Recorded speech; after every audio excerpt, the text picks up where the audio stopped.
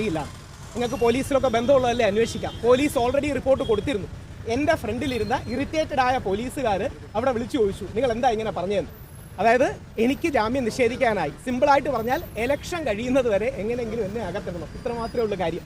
അതിൻ്റെ കാര്യമെന്ന് പറഞ്ഞാൽ ശബരിമല സ്വർണ്ണക്കൊള്ളയ്ക്ക് ബദലായിട്ട് സ്ത്രീ പീഡനം, രാഹുൽ മാങ്കൂട്ടത്തിൽ തുടങ്ങിയ വിഷയങ്ങളാണ് ബഹുമാനപ്പെട്ട മുഖ്യമന്ത്രി അടക്കം റേസ് ചെയ്യാൻ ആഗ്രഹിച്ചത്. ഞാൻ വെളിയിലുണ്ടെങ്കിൽ സാമൂഹ്യ മാധ്യമങ്ങളിലടക്കം അതിനെതിരെ ശക്തമായി ക്യാമ്പയിൻ ചെയ്യുമെന്ന് അദ്ദേഹത്തിന് അറിയാം. അതുകൊണ്ട് എങ്ങനെയെങ്കിലും ഇലക്ഷൻ കഴിയുന്നവരെ അറസ്റ്റ് ചെയ്തിടണമെന്ന് ആഗ്രഹമാണ്. ഇത് ശരിയാണോ എന്ന് നിങ്ങൾ ഓരോരുത്തരും ചിന്തിക്കണം. 2 പോയിന്റും കൂടെ. ആരോടും ഇതിൽ ദേഷ്യമില്ല, ആർക്കെതിരെയും പരാതിയില്ല. പക്ഷേ ഹൈക്കോടതിയിൽ ഈ കാര്യങ്ങൾ ചൂണ്ടിക്കാണിച്ച് എനിക്ക് നോട്ടീസ് കിട്ടിയില്ല, നോട്ടീസ് തന്നു എന്ന് കള്ളം പറഞ്ഞു തുടങ്ങിയ കാര്യങ്ങൾ